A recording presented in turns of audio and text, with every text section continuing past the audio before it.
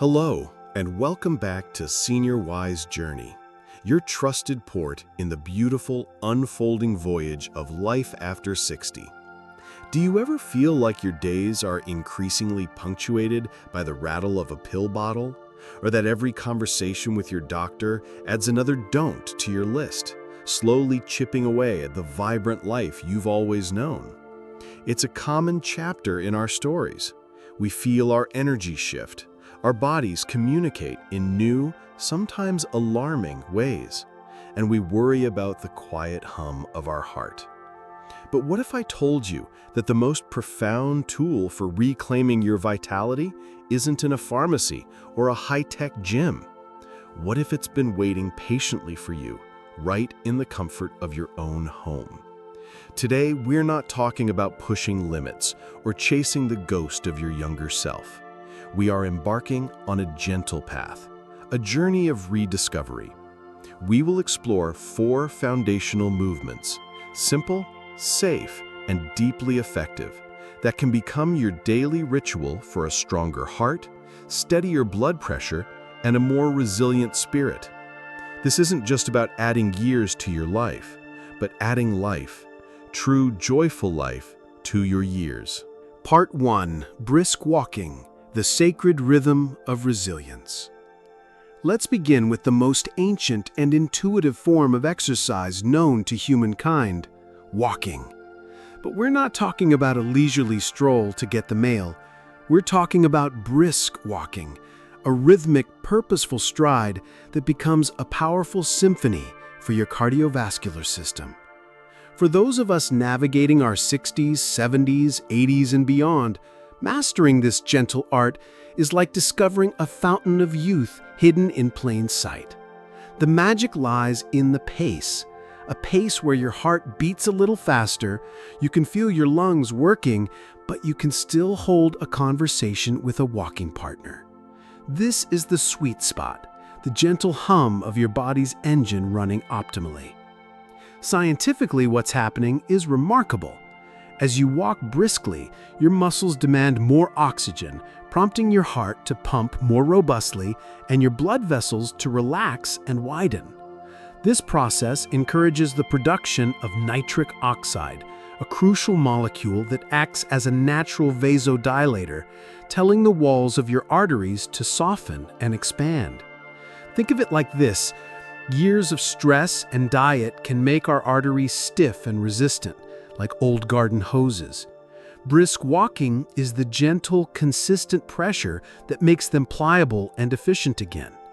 Studies have consistently shown that just 30 minutes of this activity, 5 days a week, can lead to a significant drop in systolic blood pressure, sometimes by as much as 10 to 11 points.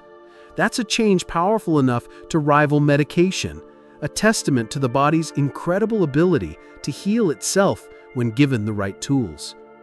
But the benefits of brisk walking transcend the purely physical. In a world that often feels rushed and stressful, a dedicated walk is a form of moving meditation. It's a chance to disconnect from the news cycle and the litany of worries. As your feet find their rhythm on the pavement or a park trail, your mind begins to quiet. The stress hormone cortisol, which is a notorious culprit in raising blood pressure and causing heart strain, begins to recede. It's replaced by endorphins, those wonderful feel-good chemicals that lift our mood and provide a sense of well-being. Consider the story of George, a 76-year-old from Arizona, who shared his journey with us. After a health scare, his doctor gave him a stark choice: more medication or a significant lifestyle change. Feeling overwhelmed, George simply started walking. His goal was the end of his block and back. At first, his breath was short and his joints ached, but he persisted. He started noticing the desert flowers he'd never seen before, the way the morning sun cast long shadows. Soon, his walk became the anchor of his day. He started walking with his neighbor, turning a solitary chore into a cherished social ritual. 6 months later, George's doctor was stunned. His blood pressure was the best it had been in a decade. He'd lost 15 pounds, and most importantly, as George put it, I stopped feeling like a patient and started feeling like myself again. To start your own brisk walking practice, focus on your form. Walk tall, with your shoulders back and your gaze forward. Let your arms swing freely to build momentum. If you're just starting, aim for 10 minutes and gradually build up. If bad weather or unsteady terrain is a concern, walking in place at home while watching your favorite show is a fantastic alternative. The key isn't the location, it's the intention and the consistency. Every step you take is a declaration of strength, a rhythmic beat in the beautiful ongoing song of your life. It's the simplest, most profound investment you can make in your long-term health and independence. Part 2. Chair squats. Building your foundation of independence. Now, let's move into your living room and talk about an exercise that looks deceptively simple, but holds the key to your functional strength and independence: the chair squat. Many of us think of heart health as being all about the heart itself, but the truth is, the largest muscles in your body, your quadriceps, hamstrings, and glutes, are your heart's greatest allies. They function as a second heart. When these muscles are strong, every time you stand up, sit down, or climb a stair, they contract and squeeze the veins in your legs, powerfully pushing blood back up to your chest. This dramatically eases the burden on your actual heart, improving circulation and helping to keep your blood pressure stable. As we age, we naturally lose muscle mass in a process called sarcopenia. This makes everyday movements harder and increases the risk of blood pooling in the lower legs, which can lead to swelling, fatigue, and even dangerous clots. Chair squats directly combat this. They are a safe, controlled way to say to your largest muscles, "I still need you. Wake up and get to work."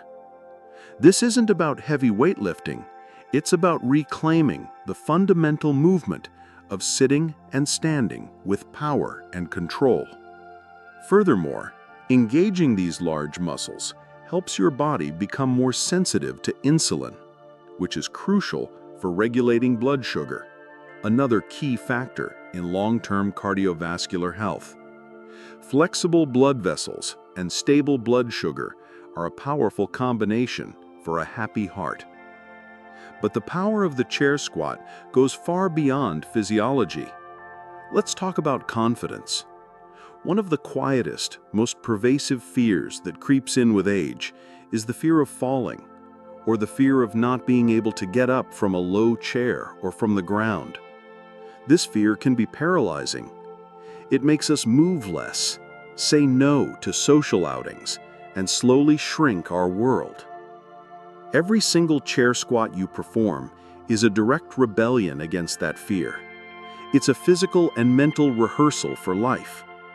I remember an email from Eleanor, an 83-year-old widow from Florida.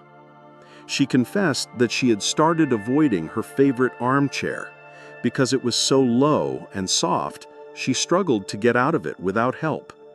It made her feel, in her words, ancient. Her physical therapist suggested she start doing chair squats from her sturdy kitchen chair. She began with just 3, using her arms to push off.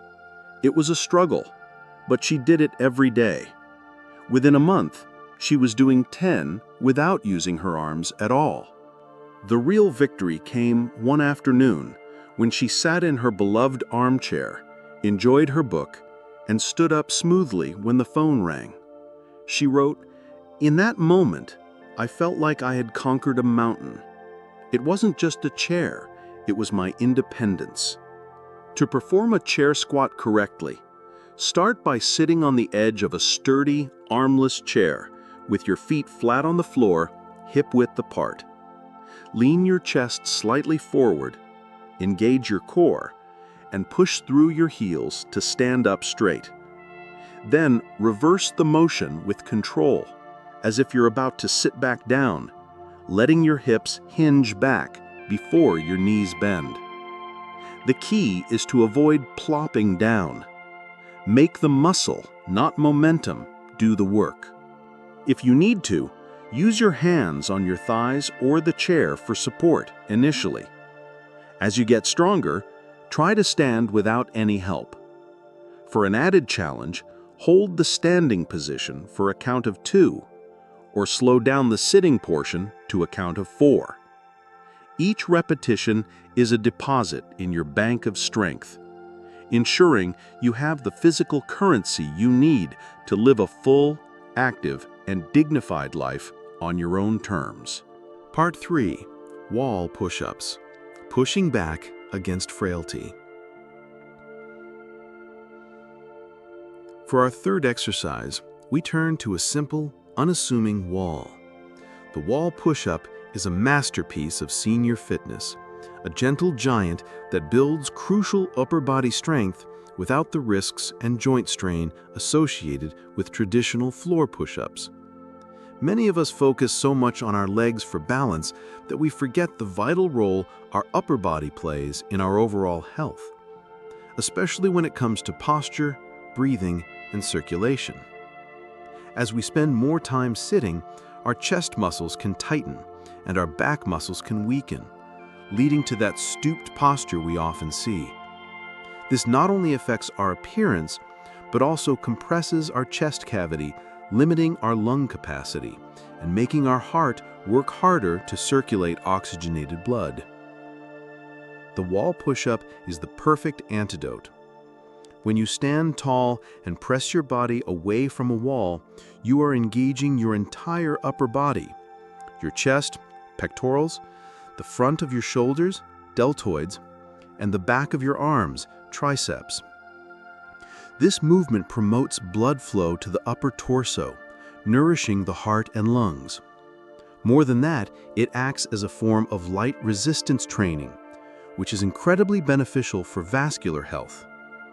The repetitive, controlled motion helps maintain the elasticity of your arteries. Think of it as gentle exercise for your blood vessels, keeping them responsive and preventing the sudden spikes in blood pressure that can be so dangerous. The mental benefits are just as profound. Standing upright, facing forward, and pushing against a stable surface is a powerful, grounding act. It physically opens up your chest, allowing for deeper, more satisfying breaths. Better oxygen flow translates directly to more energy and less mental fog. Psychologically, it's a powerful statement. You are literally pushing back against resistance. It's an affirmation that you are not shrinking, not collapsing, but are still strong, upright, and capable. It's a small act that sends a big message to your brain. I am still a force to be reckoned with.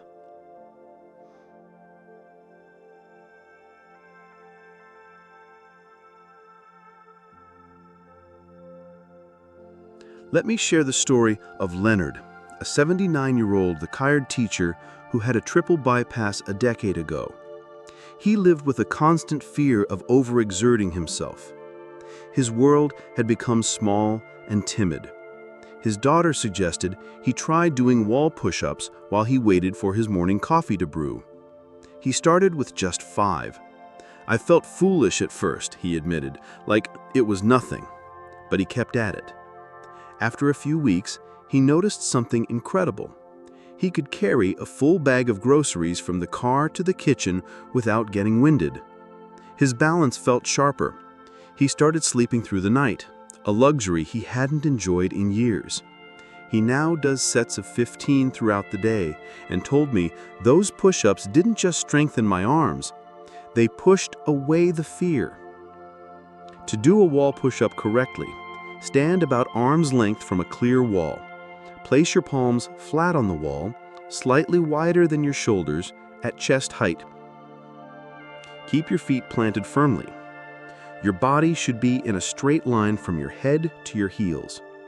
Slowly bend your elbows and lean your body toward the wall until your nose is close to it. Keep your back straight. Then, powerfully but smoothly, press back to the starting position. The key is control, not speed.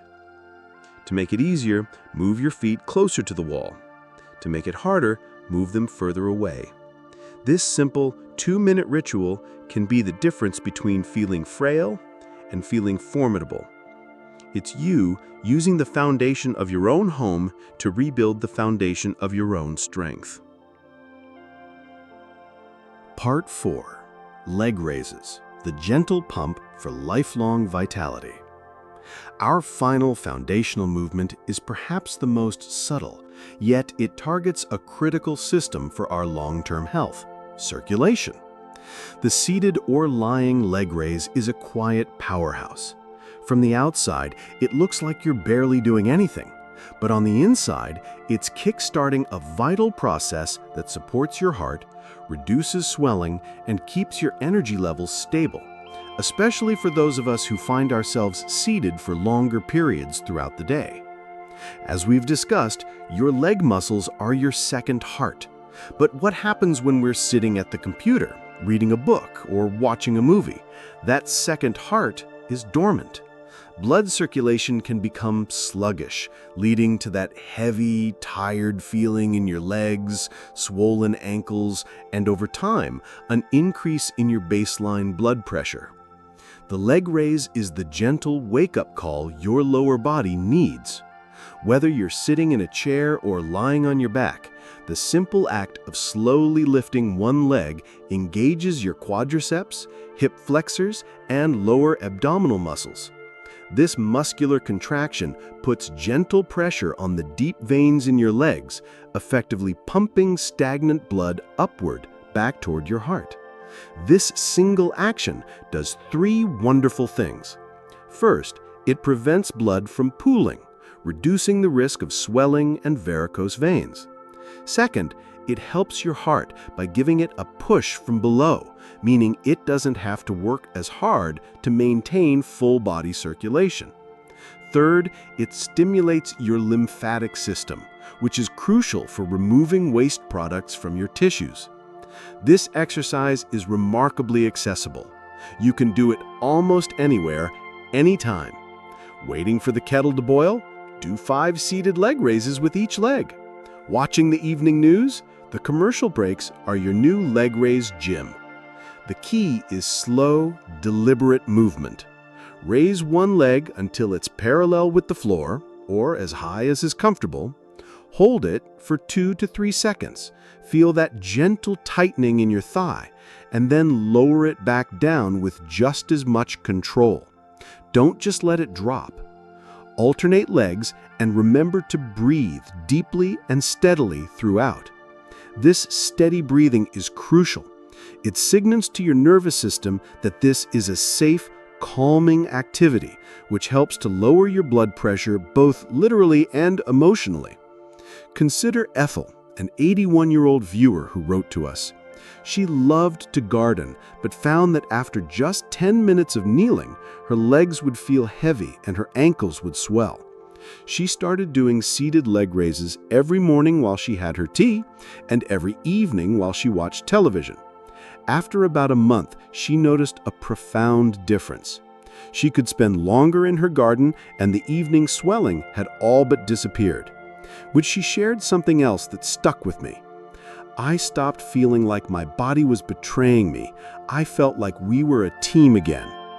That feeling of being a team with your own body is priceless. To begin, sit tall in a chair with your back supported. Slowly extend one leg out straight without locking the knee. Hold, and then lower it slowly. Do 10 to 15 repetitions, then switch to the other leg. If you prefer to do them lying down, which also engages the core more, lie on your back with your legs straight. Place your hands under your lower back for support and slowly raise one leg about a foot off the ground. Hold and lower slowly. This isn't about how high you can lift. It's about the quality and control of the movement. It's a small, quiet act of self-care that pays huge dividends in energy, comfort, and long-term heart health. As we bring our journey to a close today, let's reflect on what we've discovered. We've seen that reclaiming your health isn't about dramatic, exhausting overhauls. It's about the quiet power of consistency. It's found in the steady rhythm of a daily walk, the foundational strength of a single squat, the gentle push against a wall, and the simple lift of a leg. These are not just exercises. They are daily acts of love and respect for the body that has carried you through a lifetime of experiences. They are your declaration that this chapter of your life is one of strength, vitality, and empowerment. Getting older is not a synonym for giving up. It is an invitation to get wiser, to work smarter, not harder. Your heart, your blood pressure, your energy levels, they are not set in stone. They are responsive. They are waiting for your gentle, consistent invitation to thrive. So my challenge to you today is simple. Choose one, just one of these movements to incorporate into your daily routine starting tomorrow. Thank you for sharing your time with us here at Senior Wise Journey. If this message resonated with you, please help our community grow by clicking the like button, sharing this video with a friend who might benefit, and be sure to subscribe so you never miss a step on our shared path to wellness. Your journey matters. Let's walk it together, one strong, steady step at a time.